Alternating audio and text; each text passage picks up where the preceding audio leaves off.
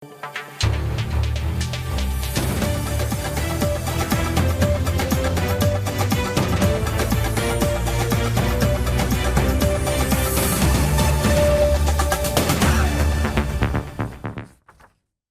দর্শক, আমি আফজাল হোসেন স্বাগত জানাচ্ছি সম্পাদকীয়তে। বিএনপির সিনিয়র যুগ্ম মহাসচিব রুহুল কবির রিজভী বলেছেন, দীর্ঘ রক্তঝরা আন্দোলনের পর গঠিত অন্তর্বর্তীকালীন সরকারের কাছে দেশের গণতান্ত্রিক শক্তির প্রত্যাশার প্রতিফলন খুব একটা দেখা যাচ্ছে না। এদিকে অন্তর্বর্তীকালীন সরকার নির্বাচন অনুষ্ঠানের শেষ সীমা নির্ধারণ সহ সংস্কার কমিশনের প্রস্তাব নিয়ে জাতীয় ঐক্যমত্য গঠনের প্রক্রিয়া চলছে। আইনশৃঙ্খলা পরিস্থিতি, দ্রব্যমূল্যের মতো কিছু বিষয়ে মিশ্র প্রতিক্রিয়া থাকলেও গণহত্যার অভিযোগে আওয়ামী লীগ নেতাদের বিচারও এগুচ্ছে।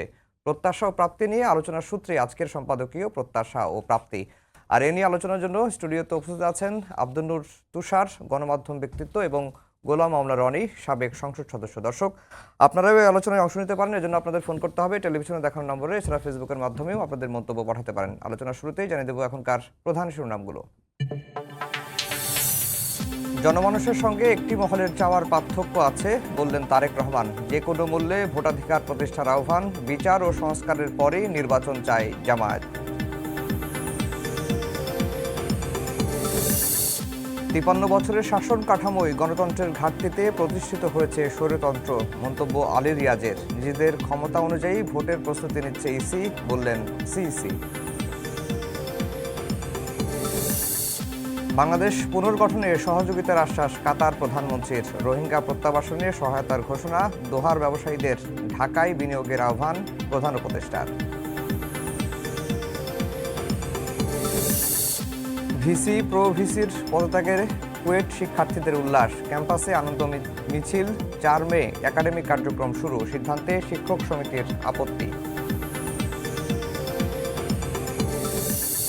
এবং কাশ্মীর হামলার জেরে পাকিস্তানের আকাশসীমায় ভারতীয় বিমান প্রবেশে নিষেধাজ্ঞা, বাণিজ্য বন্ধের ঘোষণা, পাক উপপ্রধানমন্ত্রীর ঢাকা সফর স্থগিত।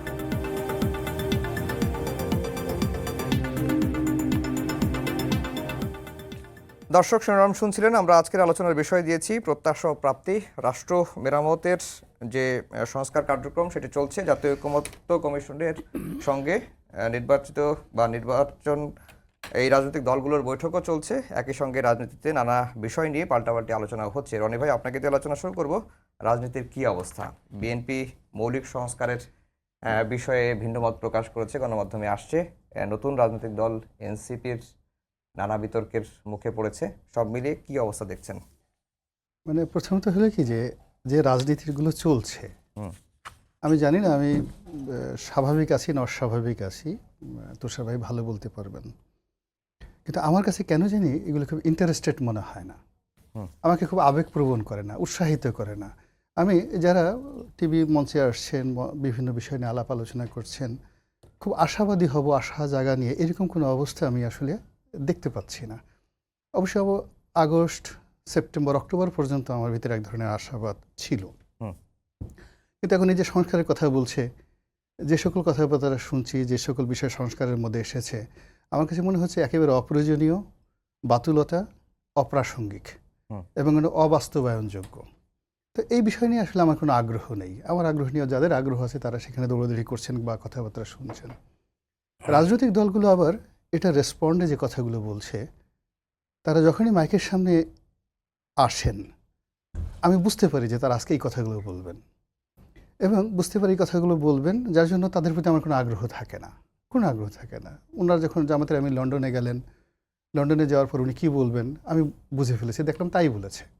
আবার উনি ঢাকা আসার পরে কাউন্টার কি বলবেন সেটা আমার কাছে মনে হয়েছিল উনি এরকমই বলবেন।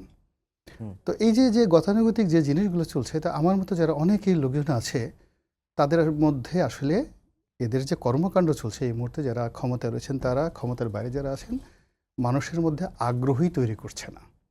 যখন কোনো একটা মানুষের মধ্যে আগ্রহ না থাকে সেখানে অংশগ্রহণ থাকে না, আর অংশগ্রহণ যদি না থাকে সেখানে কার্যকরী কোনো কিছু হয় না। এটা হলো বিজ্ঞানের একটা স্বাভাবিক সূত্র। তো রাজনীতিতে আসলে এই সূত্রটা বেশি হয়ে গেছে। আমি যেহেতু সামাজিক মাধ্যমে খুব বেশি ঘাটাঘাটি করি, তো ওখানে যে বিষয়গুলো নিয়ে ট্রল হয়, ইন্টারেস্টেড বিষয়গুলো কি, এইগুলো আমি দেখার চেষ্টা করি যে আজকে সারাদিনে যে সকল বিষয় ফেসবুকে আসছে, লিঙ্কডইনে আসছে, টুইটারে আসছে, ইউটিউবে ট্রেন্ডিং হচ্ছে, তো এই কোন বিষয়গুলোর প্রতি মানুষ বেশি ক্লিক করছে, ইন্টারেস্ট। তা আমি দেখলাম যে এখন এই সময়টাতে হুমায়ুন আহমেদের স্ত্রী শাওন, তার বিরুদ্ধে এই গ্রেপ্তারি পরোয়ানা জারি হয়েছে। মানুষ খুব জানতে চাচ্ছে কেন কেন এই কাজ হলো, বাংলাদেশে কি কিয়ামত হয়ে গেল, এটা কি হতে পারে। এরপরে দেখলাম পরিমণি, সে আইসিটি একটা মামলা করতে গেছে, তার কাজের বুয়ার বিরুদ্ধে মামলা করতে গেছে, বুয়ার কথায় তার সম্মানহানি হয়েছে। মানুষ খুব খুশি। এবং সে যে ছবি দিয়েছে সেখানে তার মুখে মাস্ক ছিল, একবার মাস্ক ফুল, একবার অর্ধেক, এটি নিয়ে মানুষ ভীষণ রকম খুশি। আর একটু মাস্কটা এরকম না থাকলে কেমন হতো, ভীষণ রকম মন্তব্য। থার্ডলি হলো আজকে আসার সময় দেখলাম যে হিরো আলমকে নিয়ে তোলপাড়, কেননা তিনি তার নিজের ভুল বুঝতে পেরেছেন। তিনি তার ভুল বুঝতে পেরেছেন, সে বলছে আমি আর জীবনে কাজ করব না, আর কখনো বিয়ে করব না, এবং সে বাংলাদেশ ছেড়ে চলে যেতে চাচ্ছে। এই যে বাংলাদেশ ছেড়ে হিরো আলম চলে যেতে চাচ্ছে, সে রাজনীতিও করবে না, বিয়েও আর করবে না। তো এগুলি নিয়ে মানুষের যে উৎসাহ এবং উদ্দীপনা, মাস পিপল, জেনারেল পিপল, এবং সেখানে আমার মতো একজন মানুষও তা এই দৃষ্টি থেকে এড়াতে পারছে না। যেহেতু আমার লজ্জা শরম, যেহেতু রাজনীতি করি, লজ্জা শরম একটু কম, এই জন্য কথাগুলো আমি অন্য কক্ষপটে বললাম। তুষার ভাই হয়তো আরও সুন্দর করে বলবেন আর কি। তো এই হলো অবস্থা। ফলে এই রাজনীতির ময়দানে যদি জনগণের অংশগ্রহণ ঘটাতে হয়, তারপরে জনগণের রেসপেক্টটা নিতে হয়, তাহলে রাজনীতিবিদদেরকে কিছু নিয়ম অনুসরণ করতে হবে। একটা জিনিস চিন্তা করুন যে রাজনীতি হলো হাইয়েস্ট আর্ট। যেমন এর মধ্যে সালাউদ্দিন সাহেব, তিনি ঐক্যমত কমিশনের সঙ্গে বৈঠক করেছেন। বৈঠকের তৃতীয় দিনে তিনি যে কনফারেন্সটা করেছেন, প্রেস কনফারেন্সে, বেশ লম্বা, 15 মিনিট। আমি দেখলাম যে জীবনে প্রথম কোনো রাজনীতিবিদদের বক্তব্য 15 মিনিট ধরে আমি শুনলাম। এর কারণ হলো এটা হৃদয়গ্রাহী ছিল, তিনি পড়াশোনা করেছেন এবং সংবিধান নিয়ে তার মত দ্বিমত এত চমৎকারভাবে ফুটিয়ে তুলেছেন, ইট ওয়াজ ভেরি অ্যাট্রাকটিভ। কিন্তু আজকে শিরোনামে আপনি যে বক্তব্যগুলো যাদেরকে দেখালেন, আমার কাছে এগুলো খুব অ্যাট্রাকটিভ মনে হয়নি। তো এইরকম আসলে রাজনীতিতে যদি এখন, সেটা ডক্টর মোহাম্মদ ইউনূস সাহেব হোক, উনি কাতার ইউনিভার্সিটিকে একটা ভাষণ দিয়েছেন, কিসে কী বলেছেন আই ডোন্ট নো, আমার কাছে কোনো আগ্রহই তৈরি হয়নি। ওনার ওই ভাষণ দেখে আমার কাছে মনে হয়েছে ওনার যে 3G থিওরি আছে ওটা উনি ওখানে সেল করতে গেছেন। আবার আপনি রাজনীতিবিদরা কি বলবেন সেটি আপনি আগে থেকে জানবেন, আপনি তো নিজে রাজনীতি করেন, সেজন্য হয়তো। না, আমি শুধু জানি না, আপনি গ্রামে গিয়ে দেখবেন যারা হাঁসের ডিম বিক্রি করে, মুরগির ডিম বিক্রি করে, কলার ব্যাপারী, তারা আশ্চর্যজনকভাবে আপনার আমার চেয়ে আরও বেশি জানে, এবং এত সুন্দর করে সাবলীলভাবে আপনি মাইক নিয়ে গিয়ে দেখেন। যদি আপনার কথা যদি সত্য না হয়, আপনি আমাকে আজকে যে পারিশ্রমিক দিয়েছেন আমি এটা 3 গুণ ফেরত দিয়ে দেবো আপনাকে, একেবারে পারফেক্ট এই কথা, তারাও ভালো বুঝে। কিন্তু ব্যাপারটা হলো কি জানেন, আমরা সবসময়ই মানে যে প্রবলেমগুলো অতীতে হয়েছে, শেখ হাসিনা যতদিন ক্ষমতায় ছিলেন তিনি মনে করতেন আমার চেয়ে পণ্ডিত আর কেউ নেই, এবং তার আশেপাশে যাদের পাণ্ডিত্য আছে সবগুলো গণশত্রু, তাড়াও এদেরকে। এই জন্য যে 10-12 জন পণ্ডিত ছিল, তারা আমার চেয়ে অনেক বড় পণ্ডিত, তারা করেছে আগে পাণ্ডিত্যটাকে বাক্সবন্দি করেছে, প্যান্ডোরার বাক্সের মধ্যে রেখে তারপর শেখ হাসিনার কাছে গিয়েছেন। একজন এস্টিমাম, একজন গহর রিজভী, তাদের ইন্টেলেকচুয়ালের মান অনেক বেশি, কিন্তু ওই যে বাক্সটা বন্ধ করে তারা গিয়েছে, ফলে দেখেন ওরকম একটা পরিণতি তৈরি হয়েছে। বেগম খালেদা জিয়া কেন ফেমাস, এর কারণ হলো তিনি তার পাশে জ্ঞানী গুণী লোকদেরকে রেখেছেন, একজন সাইফুর রহমানকে রেখেছেন, মঈন খানকে রেখেছেন। মঈন খানকে আমি দেখলাম একদিন একটা ফাইল ছুঁড়ে ফেলে দিয়েছেন। সালাউদ্দিন কাদের চৌধুরীর মতো মানুষ ওই জমানাতে প্রাইম মিনিস্টার, সে বলছে আগে জানতাম কুকুরের লেজ নাড়ায়, এখান থেকে লেজে কুকুরে নাড়ায়, লেজে কুকুরের মাথা নাড়াচ্ছে, এটা কী ধরনের কথা। এই কথা বলার পরও বেগম খালেদা জিয়া সামনে গিয়ে তাকে অপমানিত, লাঞ্ছিত হতে হয়নি। আর এখন আপনি বলে দেখেন 32টা দাঁত টেনে টেনে সারা শীতে খুলে ফেলবে। ফলে কি হলো, জ্ঞানের যে দরজা, শিক্ষিত জনের দরজা, যারা নিত্য নতুনভাবে মানুষের যে মন এবং মানসিকতা চাহিদা, সেই চাহিদা অনুযায়ী আপনাকে ভাষা উপহার দেবে, শব্দ উপহার দেবে, রাজনীতি উপহার দেবে, আর তখনই এই যে আগ্রহের জায়গাটা শুরু হবে।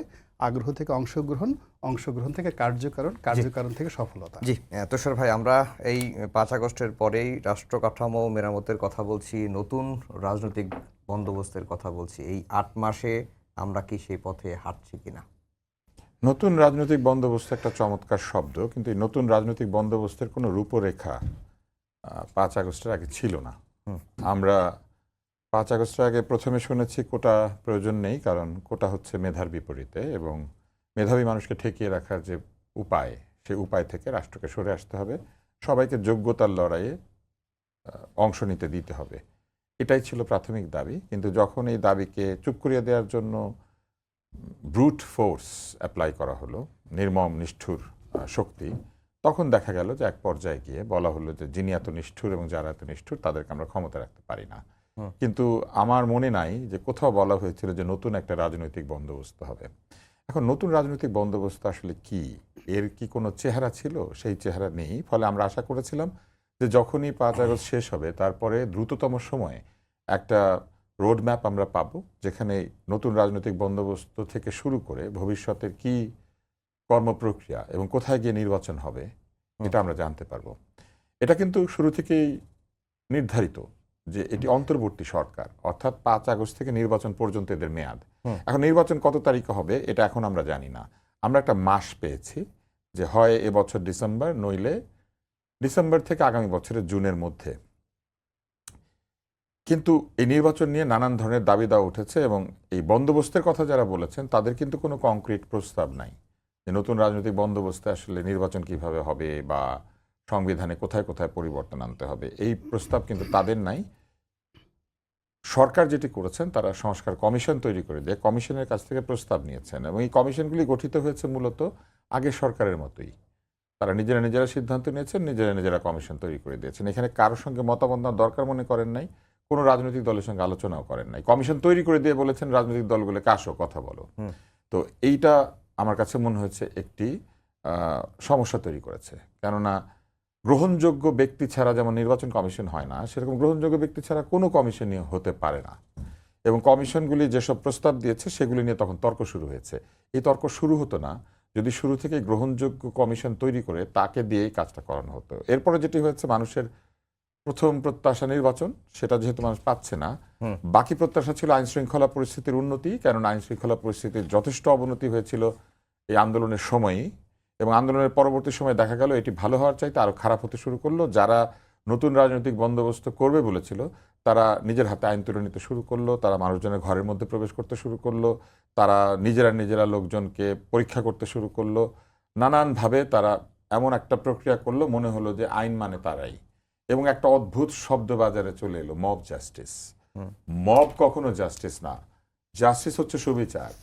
মব কি করে জাস্টিস করে, তাই না? সন্ত্রাস হতে পারে। হ্যাঁ, মব এক ধরনের সমস্যা, মব কিন্তু কখনো সুবিচার না। কিন্তু আমরা দেখলাম যে মব জাস্টিস শব্দটাকে যেন বলে দিলেন এবং তারপরে শুরু হয়ে গেল এটা মব জাস্টিস। এইটা ভয়ঙ্কর, কেননা কে কাকে কোথায় কি কারণে দোষী করছে, কিন্তু এই নিয়ে আমরা সরকারের কোনো সুস্পষ্ট অবস্থান দেখতে পেলাম না। কোনো মবকে তারা বললেন মানুষের আবেগের বহিঃপ্রকাশ, কোনো মবকে তারা বললেন না এটা তো ঠিক না, এইভাবে করা যাবে না। যারা মব তারাই আবার কারো বাসায় ঢুকে বললো আমরা মব থেকেই বাসাকে উদ্ধার করতে এসেছিলাম।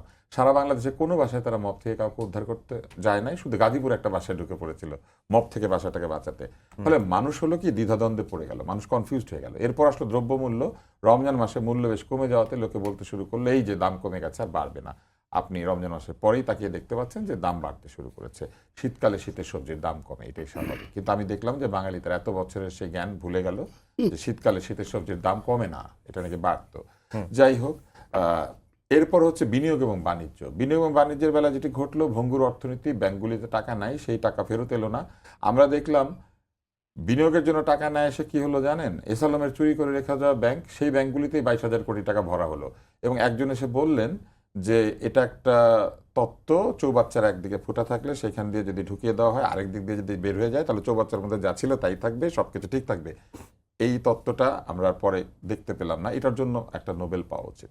এবং তারপরে স্বচ্ছতা আমরা আশা করলাম যে সব কাজ স্বচ্ছভাবে হবে, কিন্তু আমরা দেখলাম তরুণরাই তদবির করতে শুরু করেছেন। যে তদবিরের বিরুদ্ধে তারা ছিলেন, তারা বলেছিলেন যে তদবির করা যাবে না, তদবির হচ্ছে মেধার বিপরীতে, তদবির হচ্ছে কোটা এক ধরনের, তদবির হচ্ছে পক্ষপাতিত্ব, নেপোটিজম। আমরা দেখলাম যে তরুণরা একের পর এক তদবির করে লোকজনের চাকরি তৈরি করে দিচ্ছেন। এটা তো মেধায় পাওয়ার কথা ছিল, এই চাকরিটা তদবিরে কেন হবে? তখন তারা বললেন যে না, আমরা বিভিন্ন ত্যাগ স্বীকার করেছি, এই ত্যাগের জন্য আমাদের এটা প্রাপ্য। তাহলে এই ত্যাগের জন্য যদি প্রাপ্য হয় তাহলে আগের ত্যাগের জন্য সেটা প্রাপ্য ছিল, তাহলে আগের লোকদের কোটা বাতিল করে নতুন ত্যাগের জন্য নতুন কোটা, পুরনো ত্যাগগুলি বাতিল, এইটাই কি নতুন বন্দোবস্ত? মানুষ বিব্রত হতে শুরু করলো। এবং তারপর দেখা গেল ব্যক্তির প্রতি বিদ্বেষ কিংবা রাজনীতির প্রতি বিদ্বেষ মালপত্রের উপর বিদ্বেষ হয়ে দেখা দিল। কারো জুতা নিয়ে নিচ্ছে, কারো জিনিসপত্র নিয়ে নিচ্ছে, কারো দেয়াল ভেঙে দিচ্ছে, কারো বাড়ি ভেঙে দিচ্ছে। এইটা তো মানুষ আশা করে নাই। এবং এই জায়গা থেকে যে ঘটনাটা ঘটলো, এগুলি যারা করবে তারা যদি নতুন রাজনৈতিক বন্দোবস্তের কথা বলে, মানুষ তখন এই বিষয়ে আস্থা পাবে না। ফলে এখন যেটা তৈরি হয়েছে সেটা হচ্ছে মানুষের এই পুরো প্রক্রিয়াটার উপরে আস্থা দ্রুত কমে যাচ্ছে। এবং সংস্কার যখন বলা হলো, তখন দেখা গেল পৃথিবীর সকল বস্তু সংস্কারের দায়িত্ব তারা নিয়েছেন। আমি আপনাকে একটা ছোট্ট কথা বলি। একটা সংস্কার প্রস্তাব এসেছে, নারী বিষয়ক সংস্কার প্রস্তাব। এটা আমি পড়তে গিয়ে প্রথমে হারিয়ে গেলাম, কারণ এত পৃষ্ঠা। সেখানে তারা প্রস্তাব করেছেন যে নারীর অধিকারের জন্য স্থানীয় সরকার নির্বাচনকে মূল নির্বাচন অর্থাৎ জাতীয় নির্বাচনের আগে করতে হবে। এইখানে একজন পুরনো এমপি আছেন, আপনি আমাকে বলেন যে নারীর অধিকারের সাথে স্থানীয় সরকার নির্বাচন আগে করার কি সম্পর্ক আপনি বুঝতে পারেন? আপনি পারেন? কিন্তু ওনারা সেটা আবিষ্কার করেছেন। শুধু সেটা আবিষ্কার করেন নাই, ওনারা বলেছেন নারী প্রতিবন্ধীদের জন্য অভিগম্যতা নিশ্চিত করতে হবে। প্রতিবন্ধীর অভিগম্যতার যে বিষয়টি, সেটা কিন্তু ইউনিভার্সাল। প্রতিবন্ধীর যে টয়লেট, সেটা একটা নির্দিষ্ট আকৃতির হবে, সেখানে হুইল চেয়ার ঢুকবে, সেখানে উঠে ধরে দাঁড়ানোর ব্যবস্থা থাকবে, সেখানে জিনিসগুলি তার হাতের নাগালে থাকবে।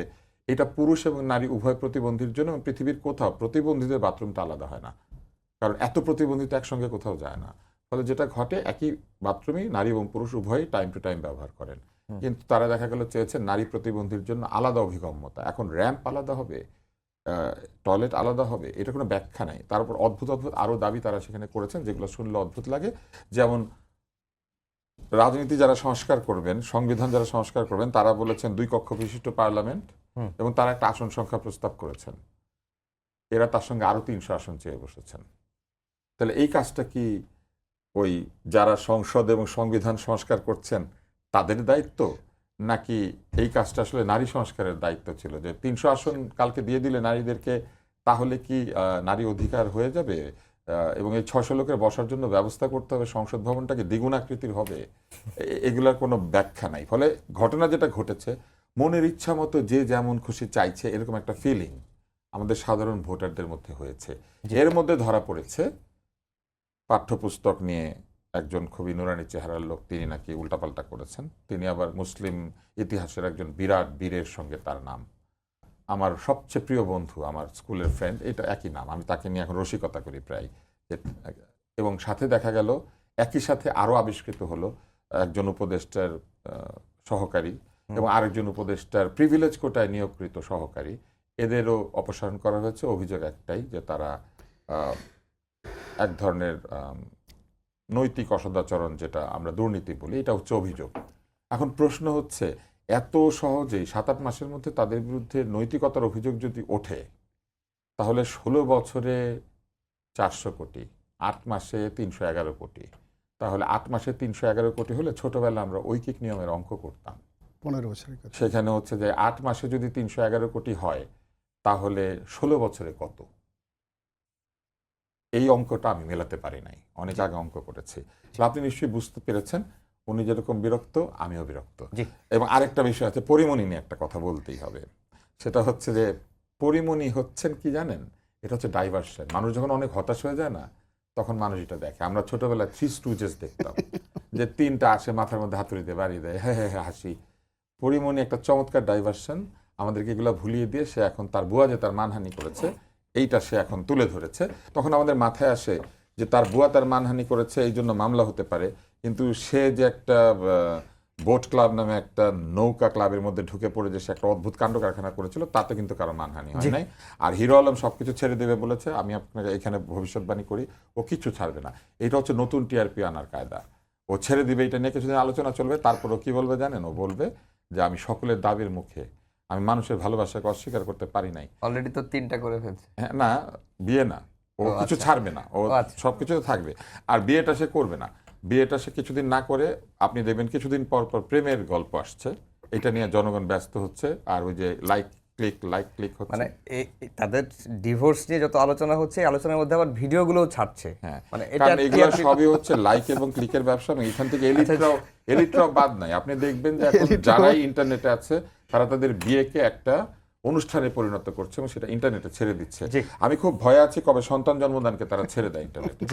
রনি ভাই, এই যে তরুণদের দল নিয়ে রাষ্ট্রের দিকে কথা বললেন তুষার ভাই, এই দলটির প্রতি মানুষের একটা আবেগ ছিল, ভালোবাসা ছিল, এবং মনে করা হচ্ছিল যে এই দলটি মানুষের যে আবেগ তাদের প্রতি রয়েছে সেটিকে সাংগঠনিক শক্তি বা জনশক্তি ভোটের অঙ্কে রূপান্তরিত করতে পারবে, কিন্তু আমরা দেখছি যে দিনকে দিন দলটি নানা রকম বিতর্কের মুখে পড়ছে, মিলিয়ে যাচ্ছে। কেন? প্রথমত আপনার সঙ্গে খুব বিনয়ের সঙ্গে দ্বিমত পোষণ করি।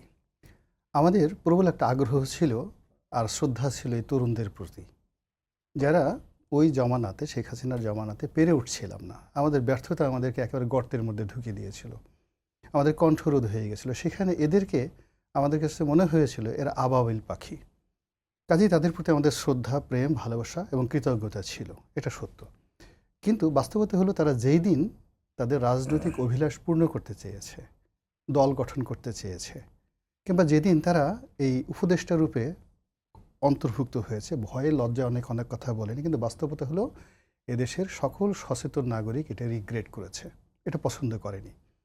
এবং সেই অপছন্দের জায়গাটাই এখন রীতিমতো ঘৃণাতে পরিণত হয়েছে, এবং এই ঘৃণা যদি সামাল দেওয়া না যায়, আগামীতে এগুলো জিঘাংসা এবং প্রতিহিংসায় রূপান্তরিত হবে। এগুলো এক। 2 নম্বর হলো যে আপনি যে নতুন বন্দোবস্তের কথা বললেন, আমি এই শব্দটা শোনার পরে আমার কাছে যেটা মনে হলো যে যারা এই বন্দোবস্ত শব্দটি লিখেছেন, নতুন তো নর্মাল একটা শব্দ, বন্দোবস্ত যেটা, এটার অনেক ব্যাখ্যা আছে ইংরেজিতে এবং বাংলাতে। এখন যারা আছেন তারা মহাপণ্ডিত ব্যক্তি, হয়তো বুঝে করেছেন অথবা তারা না বুঝে করেছেন। বন্দোবস্ত যখন একটা কোনো জায়গাতে হয়, ইটস এ রিটেন ডকুমেন্ট, এটা একটা দ্বিপাক্ষিক চুক্তি হয়, দ্বিপাক্ষিক চুক্তি হয় এবং লেনাদেনার বিষয় থাকে। এবং প্রথম যে বন্দোবস্তটা হয়েছিল আমাদের পাক ভারত উপমহাদেশে শেরশাহের আমলে, এটাকে পাট্টা বলা হতো। রাজার সঙ্গে প্রজার একটা সম্পর্ক, জমি দেবে, বিনিময় সেটা দেবে। পরবর্তীতে ইংরেজ আমলে এটা হয়ে গেল চিরস্থায়ী বন্দোবস্ত। তো যখনই চিরস্থায়ী বন্দোবস্ত হয়ে গেল, এখানে দাসত্ব, রাজা প্রজার একটা সম্পর্ক আসলো। এখন এই যে নতুন এবং বন্দোবস্ত, প্রথমত রাজনীতিতে কোনো বন্দোবস্ত তো আমরা ৭১-এর পর থেকে বা কোনো জমানাতেই, মানে যেই দিন থেকে চিরস্থায়ী বন্দোবস্ত রহিত হয়ে গেছে, জমিদারি প্রথা রহিত হয়ে গেছে শেরে বাংলা একে ফজলুল হকের কল্যাণে, সেদিন থেকে রাজনীতিতে আর বন্দোবস্ত শব্দটি নেই। এখন এই যে বন্দোবস্ত শব্দটা বাংলাদেশে এসেছে বা এই কন্টিনেন্টে এনেছে, বিকজ তারা একটা এলিট শ্রেণী ইংরেজরা গঠন করতে চেয়েছে। শেরশাহ তদ্রুপ চেয়েছিলেন ট্যাক্স কালেকশনের জন্য। এখন যদি সেই বন্দোবস্তের ইতিহাস তাই হয়, গ্রামেটিক্যালি তাই হয়, তাহলে এই নতুন বন্দোবস্ততে চুক্তিবদ্ধ করে রাজাকে, প্রজাকে বিনিময়ে ট্যাক্স কালেকশনের দায়িত্ব যদি এই বন্দোবস্তের যারা গ্রহণ করবে তাদেরকে দেয়া হয়, তাহলে এই ইতিমধ্যে যে ঘটনাটা দেখেছি যে সব কিছু নিত্য নতুন ঘটনা ঘটছে বাংলাদেশে, এটা কখনোই অতীতে হয় নাই। তো বন্দোবস্ত হয়তো আমরা আশা করছি, কিন্তু ইতিমধ্যে বন্দোবস্ত শুরু হয়ে গেছে। আমরা জানতাম যে এই কারণবাজার এলাকাতে অভিযোগ এসেছে দৈনিক 1 কোটি টাকা চাঁদা কালেকশন হতো। তো এই 1 কোটি টাকা কালেকশন কে করতো? সাবেক স্বরাষ্ট্রমন্ত্রী আসাদুজ্জামান খান কামাল। এটা কি বন্ধ হয়েছে? বন্ধ হয়নি। তাহলে এই বন্দোবস্তটা কে পেয়েছে? এই বন্দোবস্তের এগেনস্টে কে পেয়েছে? এটাই নতুন বন্দোবস্ত। আমরা আগে জানতাম যে সুরঞ্জিত সেনগুপ্ত কালো বিড়াল, তার উপাধি হয়ে গেল, একটা বদনাম হয়ে গেল। এবং আমার এখনও মনে আছে স্পষ্ট, উনি সাবেক প্রধানমন্ত্রী তখন দেশের বাইরে ছিলেন। আমি 21 টেলিভিশনে বললাম যে আমি শিওর 100% যে উনি দেশে আসার পর সুরঞ্জিত বাবুর চাকরি চলে যাবে। তো সেটাই হয়ে গেল। তো এটা ছিল স্বাভাবিক। কিন্তু এখন কি হলো? এখন উপদেষ্টাদের এপিএসের চাকরি যাচ্ছে, কিন্তু উপদেষ্টাদের কোনো চাকরি যাচ্ছে না। এটা হলো নতুন বন্দোবস্ত। এরপরে আগে যেটা আমরা জানতাম যে পিতার দোষে পুত্রের কর্ম নষ্ট হয়, ডাকাত পিতা, তো সেই কারণে পুত্রের কর্ম নষ্ট হয়। কিন্তু পুত্রের কারণে পিতার জীবন নষ্ট, এটা কি ধরনের কথা? পুত্র উপদেষ্টা হলো, বাবা এই ধরনের ব্যবসা করলো, বা না, আমার কথাটা উল্টো হয়ে গেছে। আগে দেখা গেল যে বাবা খুব ভালো, কিন্তু ছেলের অপকর্মের কারণে বাবার সম্মানহানি হয়ে যায়। তা কিন্তু এখানে এসে দেখা গেল নতুন বন্দোবস্তে আমরা দেখছি যে পুত্র তিনি স্বর্গীয় বালক, স্বর্গীয় দেবতা, তার কোনো রকম স্পট নেই। অথচ তার বাবা কি দুষ্টর দুষ্ট, সে এই স্বর্গীয় একটা পুত্র যাকে কিনা আল্লাহ রাব্বুল আলামিন রহমত হিসেবে এই পৃথিবীতে নাজিল করেছেন, তিনি জুতা পরলে সেটা একটা স্টাইল হয়ে যায়। তো এইরকম একজন পুত্রের এই সম্মানহানির জন্য তার পিতা যে কর্মকাণ্ড করেছেন, এটা নতুন বন্দোবস্ত। আবার সেটা ধরা পড়েছে, সেটাও নতুন বন্দোবস্ত। ধরার পরের পুত্র আবার জাতির কাছে ক্ষমা চেয়েছে। এটা আবার বিবিসির মতো, বাংলার মতো একটা প্রতিষ্ঠান, সেটা আবার নিউজ করেছে যে ও মাই গড, পিতার অপরাধের যে কর্ম দায় নিয়ে পুত্র যে ক্ষমা চেয়েছে জাতির কাছে, এ জাতির উচিত এই মহান দেবশিশু যিনি আছেন সেই দেবশিশুকে ক্ষমা করে সুন্দর দৃষ্টিতে দেখে এই বিপ্লবের যে স্পিরিট রয়েছে, পবিত্র স্পিরিট, হ্যাঁ, তো সেই হলি স্পিরিটটাকে তুলে ধরা। আমার কাছে মনে হচ্ছে এই যে নতুন বন্দোবস্তগুলো হচ্ছে, এর বাইরে রাজনীতিতে অন্য কোনো জিনিস আমি দেখতে পাচ্ছি না। বরং আমার কাছে মনে হচ্ছে যে সব জায়গাতে একটার পর একটা জটিলতা তৈরি হয়ে গেছে। রাজনীতির প্রথম এবং প্রধান যে বিষয়টা হলো সেটা হলো ট্রাস্ট, বিশ্বাস। নেতাদের প্রতি কর্মীদের বিশ্বাস থাকবে, কর্মীদের প্রতি জনগণের বিশ্বাস আস্থা থাকবে, এভাবে একটা দল কাজ করে। কিন্তু এখানে কি হলো, এখানে এখন কেউ কাউকে, জনগণ আর এখন কাউকে বিশ্বাস করছে না।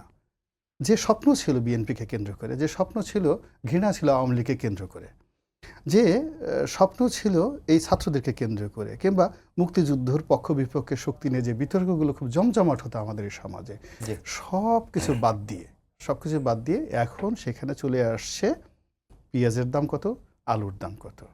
আমরা এতটা নির্বোধ হয়ে গেছি, যেটা উনি বললেন যে শীতকালে পেঁয়াজের দাম কমে যায়, সেটা নিয়ে আমরা খুব খুশি। পেঁয়াজ মানে 20 টাকা করে পেঁয়াজ পাওয়া গেছে, কিন্তু 70 টাকা 80 টাকা করে পার লিটারে যে ওই একই সময় সয়াবিন তেল এর দাম বেড়েছে রোজার মাসে, আর সারা বাজার খুঁজে সয়াবিন তেল পাওয়া যাচ্ছিল না। আর ভোক্তা অধিকারের যারা কর্মকর্তা পাগলের মতো খুঁজে খুঁজে বিভিন্ন জায়গাতে বোতল কোথায় আছে, সেই বোতল তারা একটা দোকানে গেল, সে দোকানের গদির নিচে 5টা বোতল খুঁজে পেল। এটা ছিল জাতীয় খবর, বিশাল খবর। তারপরে সে আরও খুঁজে বের করলো কি, এক লোক ড্রাম, মানে বোতলের সাথে ড্রামের তেলের দাম বেশি, এর জন্য অনেক লোক করছে কি, সে গোপন ক্যামেরা নিয়োগ করেছে, করার পরে সেই রূপচান্দা মাকড়া সয়াবিন তেল সেটা সে বোতলের মুখ খুলে ড্রামে ঢালছে। এটা আবার সে দূর থেকে সে ফটোগ্রাফি নিয়েছে, ভিডিও নিয়েছে, নিয়ে ওটা নিয়ে যখন সে হামলে পড়লো দোকানের উপর, হাজার হাজার মানুষ দেখতেছে, মাই গড, এত বড় বিজয়। সেই মানে সয়াবিন তেলের বোতল থেকে ড্রামের মধ্যে বোতল ঢালছে, তেল ঢালছে, এবং সে পার লিটারে 30 টাকা করে চুরি করার একটা প্ল্যান করছে। এবং আমাদের সরকার বাহাদুর এবং তার মহাবীর যারা কর্মকর্তা তারা সেটা ধরে ফেলেছে। That was the national news in, যাকে বলা হয়, ডিউরিং দ্য রামাদান।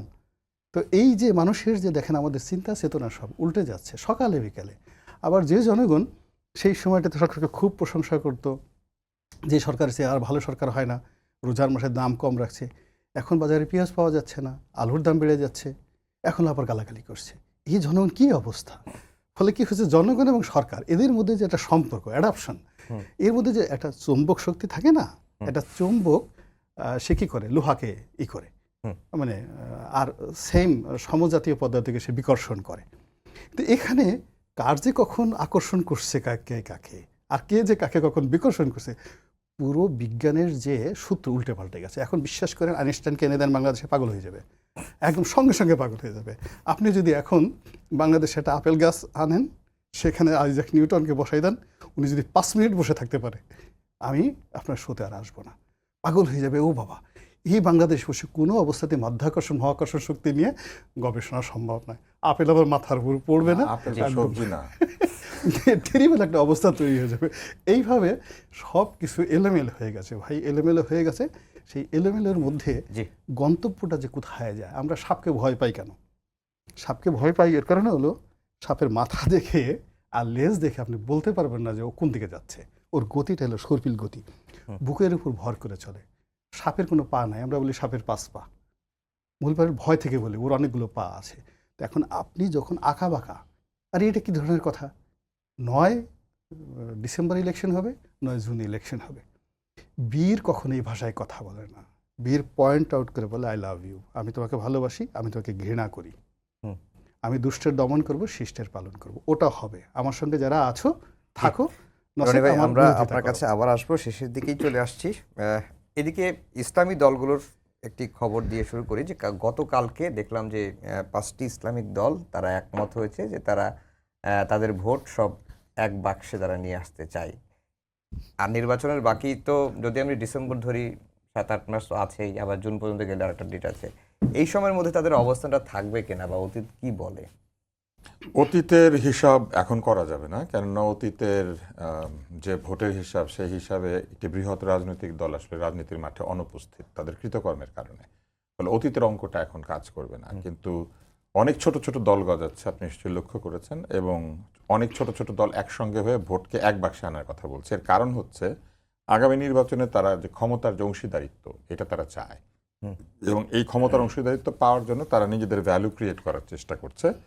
ছোট ছোট ইসলামী দলগুলি যেহেতু এককভাবে জিততে পারবেন না, তারা যদি সব ভোটকে এক জায়গায় নিয়ে আসেন, তবে তারা হয়তো আসন নিয়ে বৃহৎ দলের সঙ্গে এক ধরনের দেন দরবার করে তারা সংসদে তাদের অবস্থানটা নিশ্চিত করতে চাইছেন। এটা স্বাভাবিক, এটা কোনো অস্বাভাবিক কিছু না। কিন্তু যেটা অস্বাভাবিক সেটি হচ্ছে জেলখানা থেকে বের হয়ে আপনি দল গঠন করছেন। এবং কি কারণে জেলে ছিলেন? গাছ লাগিয়েছিলেন যে গাছের কোনো চিহ্ন নাই, এবং আপনি বলেছিলেন পলোনিয়া গাছ লাগান আপনি, যে পলোনিয়া গাছ কোথাও খুঁজে পাওয়া যায় না। আমার চাচা এই পলোনিয়া গাছ লাগিয়ে আমাকে এসে বলেছিলেন যে তিনি আগামী 15 বছর পরে অবশ্যই কোটিপতি হবেন। তা আমি দেখলাম যে আমার চাচা এখন এই রাজনৈতিক দলের সদস্য হওয়ার একটা সুযোগ পাবেন। তো এইটা আমি দেখলাম। পাশাপাশি আমি দেখলাম একজন চিত্রনায়ক, তিনিও ঘোষণা দিয়েছেন তিনি রাজনৈতিক দল করছেন। আমরা প্রায় প্রতিদিনই জ্যামিতিক হারে 8 রাজনৈতিক মাসে দলের 17 দলের আত্মপ্রকাশ হয়েছে দেখলাম। হ্যাঁ, ফলে বহুত্ববাদ আমরা দেখতে পাচ্ছি। বহুত্ববাদ আসলে বহু দল দিয়ে আমরা বুঝতে পারছি, এবং এই দলগুলির আসলে কোনো লক্ষ্য নাই, উদ্দেশ্য নাই, কিছু নাই। পরিষ্কার বোঝা যাচ্ছে যে তারা নির্বাচনের সময় একটা মার্কা নেবেন এবং দেন দরবার করবেন।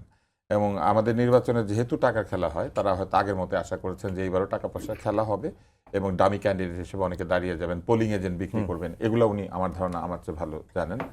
পোলিং এজেন্ট বিক্রি হয়, তারা দাঁড়িয়ে যান, তারপর নিজের পোলিং এজেন্টগুলি শক্তিশালী প্রার্থীকে দিয়ে দেন। তো এরকম আছে, এবং নানান কিছু আছে।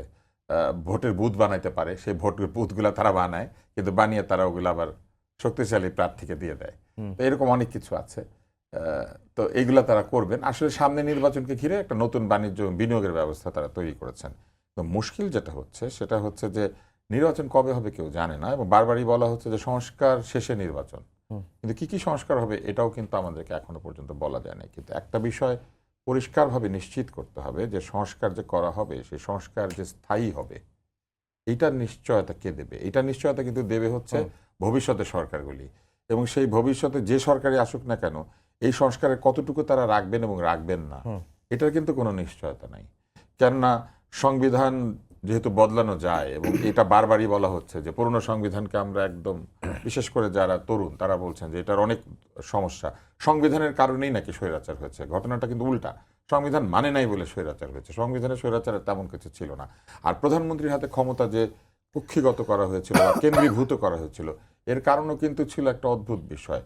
ওই 90-এর গণ অভ্যুত্থানের পরে সকলে ধারণা করেছিল যে বৃহৎ দলগুলি এবং তাদের মধ্যে থেকে যিনি প্রধানমন্ত্রী হবেন তিনি ওই বিপ্লবের চেতনা বা ওই অভ্যুত্থানের চেতনার প্রতি তার একটা লয়ালটি থাকবে, তার আনুগত্য থাকবে। কিন্তু আমরা লক্ষ্য করেছি সেই আনুগত্য তারা দেখেন নাই, এবং না দেখানোর ফলে এখনো আমরা বিশ্বাস করি না যে সামনে যদি সংস্কার হয়ও, এবং অনেকে যদি সেখানে বলেও যে আমরা এগুলো মেনে চলবো, ক্ষমতা পেলে পরেই কিন্তু মানুষের চরিত্র বদলায়। এবং সেটা তো এখন একদম প্রমাণিত। ক্ষমতা পেয়ে 8 মাস হয় নাই, 311 কোটির অভিযোগ এসেছে। 16 বছর থাকলে কত টাকা হবে এই লোকটার জানেন? 7,344 কোটি 80 লক্ষ টাকা। আমি এতক্ষণ বসে বসে এটা হিসাব করেছি, কারণ জীবনে কোনোদিন এত টাকা চোখে দেখি নাই, গুনতে পারবো ভাবি নাই। 311 কোটি টাকাও দেখি নাই। এগুলো সব খবরের কাগজে দেখি, 400 কোটি, 500 কোটি, 10,000 কোটি, 12,000 কোটি। জীবনে একসঙ্গে এই 5-10 কোটি টাকা গোনার যে একটা অভিজ্ঞতা বা নিজের অনুভূতি যে আমার এই টাকাটা আছে, এত লেখাপড়া করে বা এত কিছু করেও কিন্তু আমার ধারণা, উনি তো অনেকদিন ব্যবসা করেন, আমি আবার অত ধনীও না, মানে আমার ধারণা উনিও 311 কোটি চোখে চোখে দেয়। আপনি দেখেছেন? দেখেন নাই। কিন্তু আমরা দেখতে পাচ্ছি মাত্র 8 মাসের মাথায় 311 কোটি গাড়ির সামনে উপরে কাজ খুলে যায়, সেখান থেকে ঘাড় বের করে দাঁড়িয়ে যায় 100 মোটরসাইকেল। এমন নেতা বাংলাদেশে আছেন দাতা হাতেম তাই, যিনি তার গাড়িটা দিয়ে দেন, এবং দিয়ে দিলে পরে ছোট ছোট বাচ্চারা সেই গাড়িতে করে ঘোরে। এমন বড় ভাইয়েরা আছেন, 100 বড় ভাই, 1000 বড় ভাই আছেন খালেদ মহিউদ্দিনের মতো, যারা নাকি যখন তখন মাইক্রোবাস গাড়ি দিয়ে দিতে পারে, এটা কোনো ব্যাপার না, টাকা দিতে পারে। তো এইসব কথা যখন আমরা শুনেছি তখন আমার ওইটাই মনে পড়ে যে 5ই আগস্টের আগে এই বড় ভাইরা কোথায় ছিলেন? এই 5ই আগস্টের আগে 311 কোটি কোথায় ছিল? 5ই আগস্টের আগে এই যে উপর দিয়ে খুলে যায়, ভেতর থেকে মাথা বের হয়, এই গাড়িটা কোথায় ছিল? 5ই আগস্টের আগে ব্যক্তিগত জমিদারি কোথায় ছিল? 5ই আগস্টের আগে আমরা কিচ্ছু জানতে পারলাম না। 5ই আগস্টের পরে সব আবিষ্কৃত হলো। নিউটন এই দেশে আসবে না কেন জানেন? আপনার কথাটা আমার খুব পছন্দ হয়েছে। এত বড় আবিষ্কর্তা পৃথিবীর কোথাও নাই যে মাত্র 5ই আগস্ট একটা তারিখ পার করলেই জমিদারি থেকে শুরু করে গাড়ি দাতা হাতেম তাই সব আবিষ্কৃত হয়ে যায়। এমনকি কেউ কেউ এসে বলে আমি গণরুমে থাকবো না বলে ছাত্রলীগের মতো বাজে দলের মধ্যে আমি ছিলাম। শুধু ছিলই না, বক্তৃতাও দিয়েছে। এই জিনিসগুলি আমি বলবো যে আজকে আমরা রাজনীতির উপর যেমন একসময় আস্থা হারিয়েছিলাম, যত দিন যাচ্ছে নির্বাচন দেরি হলে এই সংস্কার এবং এই পরিবর্তন এবং নতুন বন্দোবস্ত এইগুলোর উপর আমরা আস্থা হারিয়ে ফেলছি। জি রনি ভাই, আমরা একেবারে শেষের দিকে চলে এসেছি, 2.5 মিনিট সময় আছে। যে প্রশ্নটি তুষার ভাইকে করেছিলাম যে ইসলামী 5টি দল তারা একমত হয়েছেন যে তাদের ভোট এক বাক্সে আনবেন, নির্বাচন আগ পর্যন্ত বা নির্বাচন আস্তে আস্তে এই সিদ্ধান্তে তারা অনড় থাকতে পারবেন কিনা, এটি একটি দিক। আরেকটি হচ্ছে যে অমুসলিমদের প্রার্থী হতে প্রস্তুতি নেওয়ার আহ্বান জানিয়েছেন জামাতের আমির। এটি দুটি বিষয়কে দুটি খুব ইউনিক। প্রথমত হলো যে ইসলামী দলগুলো তো আল্লাহকে বিশ্বাস করে, রাসূলকে বিশ্বাস করে, কোরআনকে বিশ্বাস করে, এবং তারা যে জবান দেয় সেই জবানে তারা ধরে নেয় যে আল্লাহ এবং তার রাসূল সামিউন বাসিরুন, অর্থাৎ উপস্থিত আছেন সেখানে। তো কাজেই তাদের ইমান একিন যদি ঠিক থাকে তাহলে ঐক্য থাকবে, আর ইমান একিন যদি ঠিক না থাকে তাহলে তাদের ঐক্য নষ্ট হয়ে যাবে। এখন এটা তো তাদের ব্যাপার, তাদের কলিজার ব্যাপার, মস্তিষ্কের ব্যাপার, আল্লাহর ব্যাপার, আরশ আজিমের ব্যাপার। ফলে এই বিষয়টা শুধু আল্লাহর হাতে ছেড়ে দিলাম যে আল্লাহ তাদের ইমান একিন ঠিক রাখো, তারা যেন ঐক্যবদ্ধভাবে কাজ করতে পারে। আর এই যে আমি এই কাজগুলো করলাম এই কারণে যে শেখ হাসিনার জামানাতে উনি একটি স্থানীয় সরকার নির্বাচনে গেছিলেন, চরমোনাই পীর সাহেবের হুজুর, তার উপর অনেক নির্যাতন হয়েছে এবং ওই সময়টাতে তাকে একটা ঘুষি দিয়ে তার নাক ফাটাই দেওয়া হয়েছিল। ওই যিনি রয়েছেন তখন তিনি অভিশাপ দিয়েছিলেন শেখ হাসিনাকে যে তার পতন হবে। তারপর যখন পতন হলো, ওই চরমোনাই হুজুরের যত রকম সমর্থক আছে সবাই বললেন যে শেখ হাসিনার প্রতি যে আল্লাহর যে গজব নাজিল হয়েছে এই হুজুরের কারণে। তো কাজেই এই ইসলামী দলগুলোর সম্পর্কে আমি কোনো কথা বলতে পারবো না। যদি তারা রাগ হয়ে আবার অভিশাপ দেয় তাহলে আমার অবস্থাও খারাপ হয়ে যাবে। দ্বিতীয়ত হলো জামাত ইসলামী যেটা করতে চাচ্ছে যে তাদের দলে ভিন্ন মতালম্বী নিতে আসছে।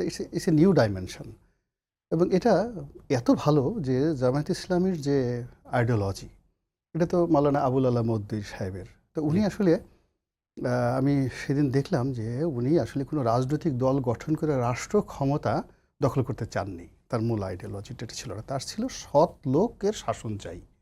তো সৎ লোকের শাসনের জন্য সে সৎ মানুষ তৈরি করবে হোল ইন্ডিয়াতে সৎ মানুষ তৈরি করবে, এবং তারা বিভিন্ন সময় গিয়ে প্রশাসনে গিয়ে তারা এই কাজগুলো করবে।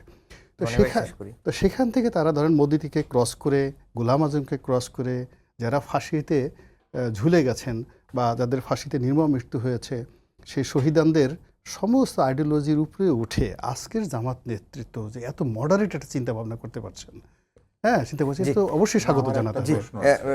তুষার ভাই, আমাদের সময় একেবারে শেষ। সবাইকেই ধন্যবাদ জানিয়ে শেষ করতে হচ্ছে। আমাদের আজকের সম্পাদকীয় আগামীকাল আবারও দেখা হবে একই সময়ে। ধন্যবাদ সবাইকে, শুভরাত্রি।